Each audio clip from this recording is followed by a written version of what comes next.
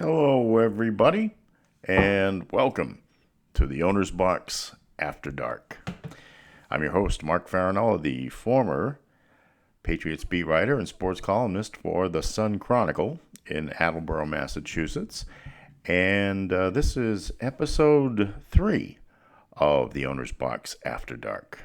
I do love using that. And I thought I wasn't going to like that. It's funny.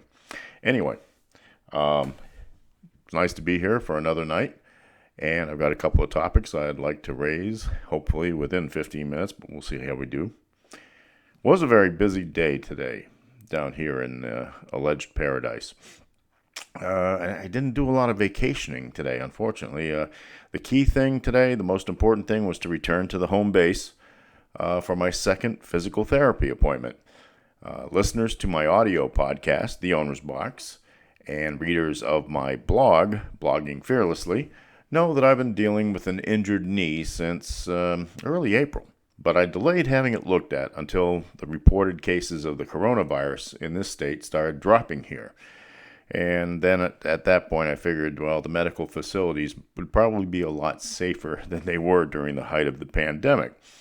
So I had an MRI done of my left knee, which actually I injured in 1972 to begin with, which is a long story, and I won't go into it completely, but it's bothered me for the rest of my life, and that was what the doctors told me when I didn't have surgery back then. So then I had some x-rays done, and then I was fortunate enough to be seen by a very accomplished orthopedic surgeon. And that surgeon determined that I had considerable damage to both sides of my meniscus in the left knee, which is the padding below the knee. And I had some bone degeneration issues and a slight fraying of the tendons, and some of all that is age-related. Let's face it, I'm not a spring chicken anymore. I'm 66 years old, no matter how much I've been keeping my regular hair color, at least up here anyway. So the recommended course of action started with an injection of steroids and painkillers in my left knee.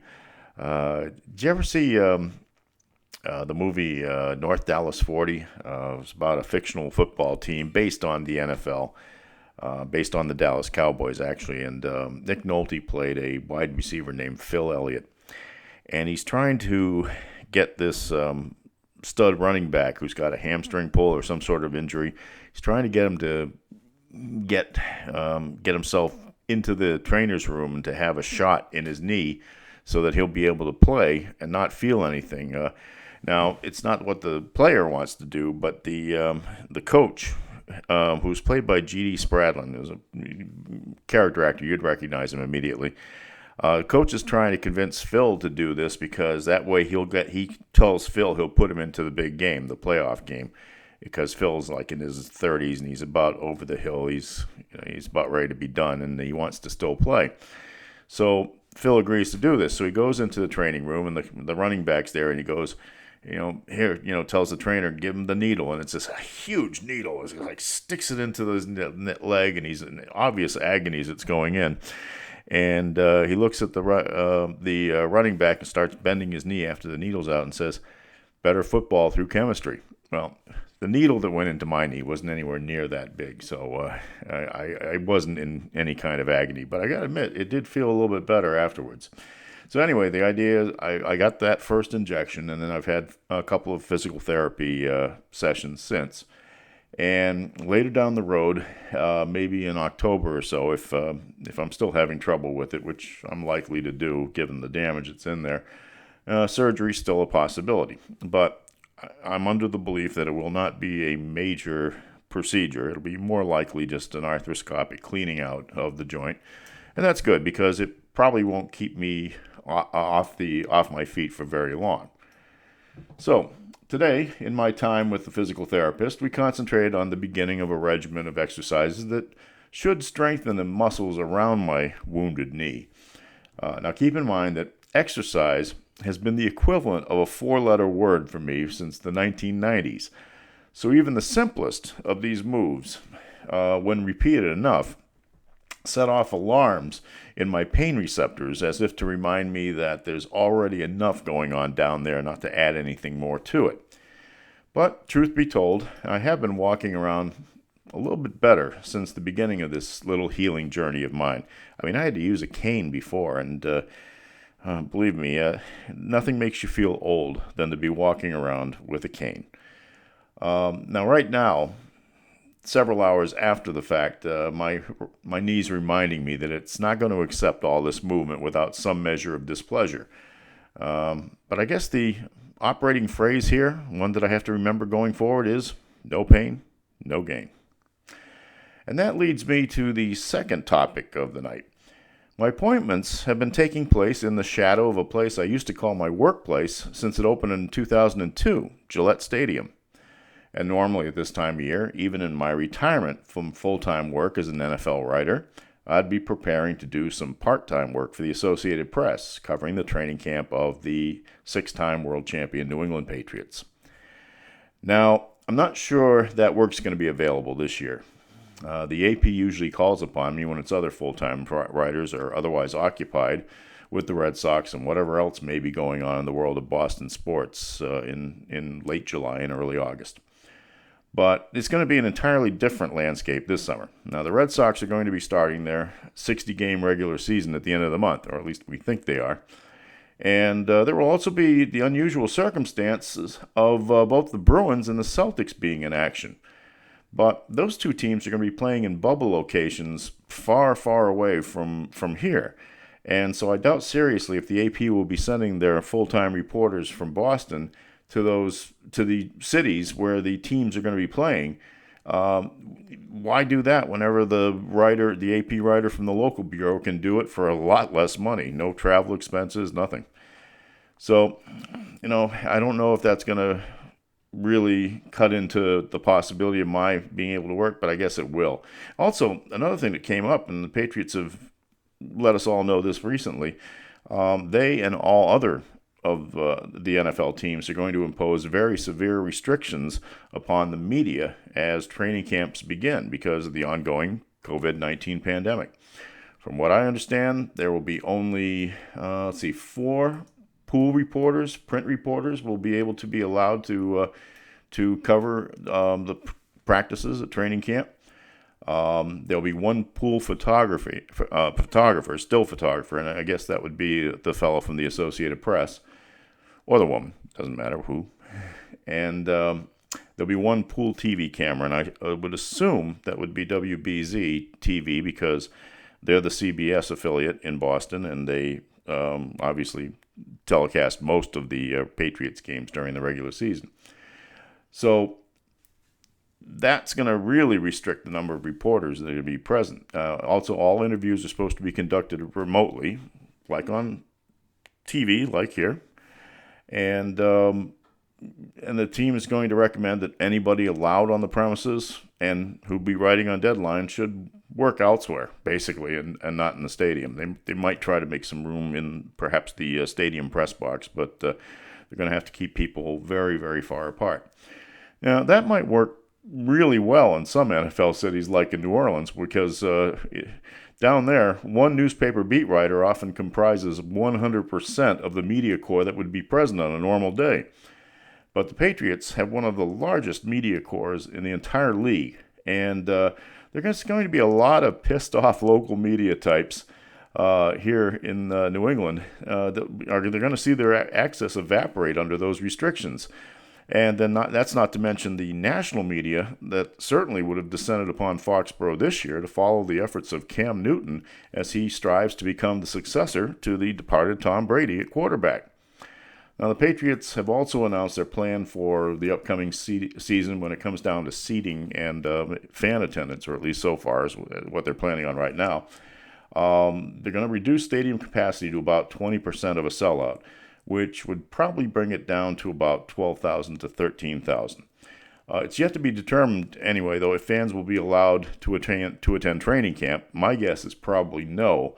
There have been days in the past where you've had 15,000 people show up on a weekday to see the Patriots practice, and it's been free of charge, no charge to get in, no parking charge, anything like that. But I just have a feeling that's not going to be in the cards for this year. And the same questions are being asked about the preseason games. The schedule's already been cut down from 4 games to 2, at least in the NFL's eyes. the players' union doesn't want to play any games at all, and I don't think that's been settled yet, and somebody's going to have to make some decisions about that in a hurry.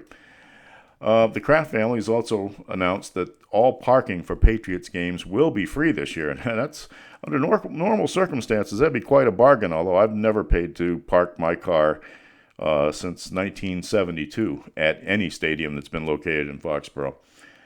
They normally get about $60 a car at Gillette Stadium, if I'm not mistaken.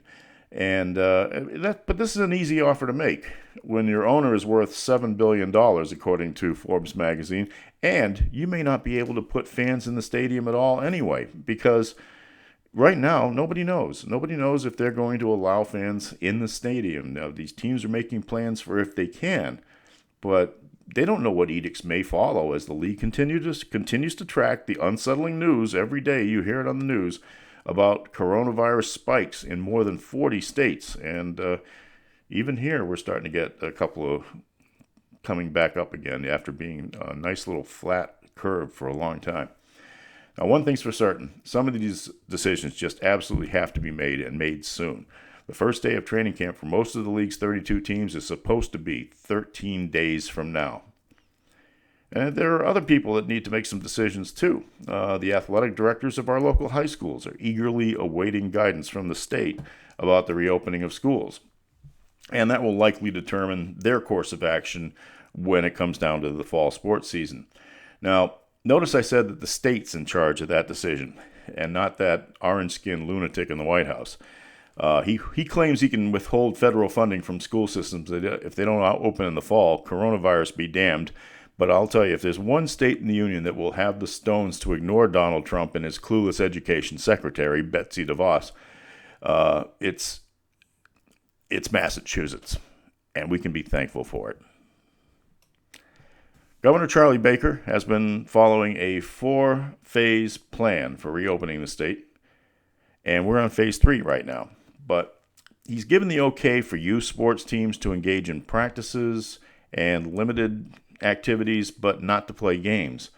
And that's unfortunately forced the postponement of a lot of summer activities and tournaments, including one that I was looking forward to going to in a few days, the Wally Seaver basketball tournament at Mass Premier Courts in Foxborough, which was going to have more than 100 boys and girls high school teams competing over 2 days. It's a great off-season thing, and I'm just sorry they had to cancel it for this year.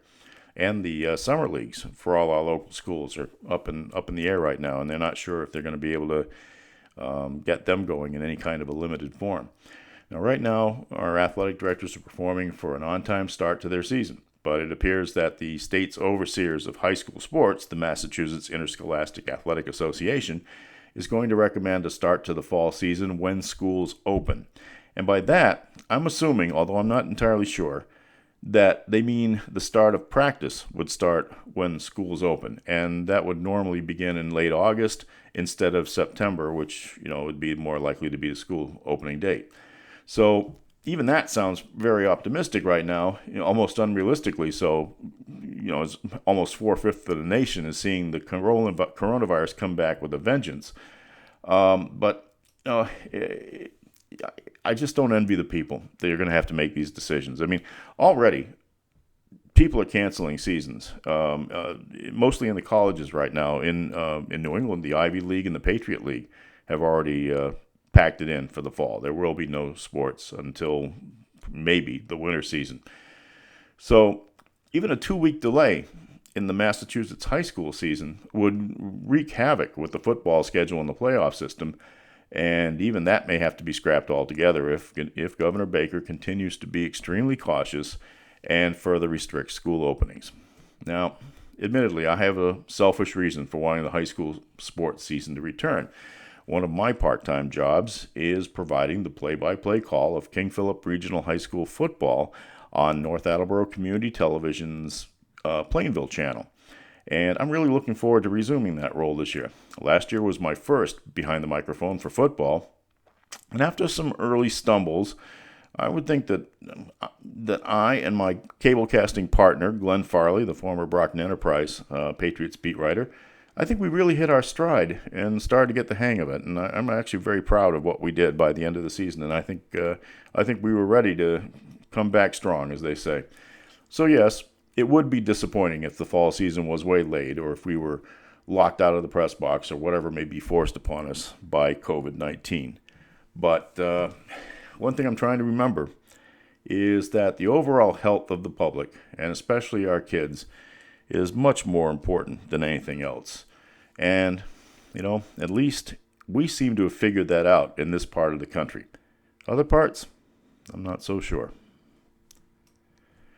Okay, there will be no counting cars segment tonight. The ride up and down 495, it's pretty difficult to see what's coming in the opposite direction at you, so I think we'll just hold off on that, obviously, until I have a chance to hook up the microphone and have the tape recorder, digital recorder. I got to remember to keep calling this what it's supposed to be called. I have to have them all hooked up and ready to go, and also I want to do it on a road where I'm just not going to run off into a tree or on the other side of the into oncoming traffic when I'm doing it. So no counting cars tonight. That will be it for episode 3 of The Owner's Box After Dark. If you like what you see, contact us by email at theownersbox2020@gmail.com.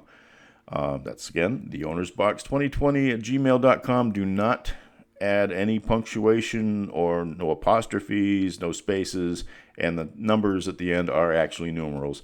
theownersbox2020@gmail.com. Or you can send me a note in snail mail at the Owner's Box, Post Office Box 272, Mansfield, Massachusetts, 02048. I want to thank the folks here at Duck and Cover Productions for making this happen again. 3 down. Don't know how many to go, but we will keep doing it for a while. We will be back in a couple of days with another episode of The Owner's Box After Dark. So, I want to tell you, thanks for listening. Stay safe. Wear a mask. And good night, everybody.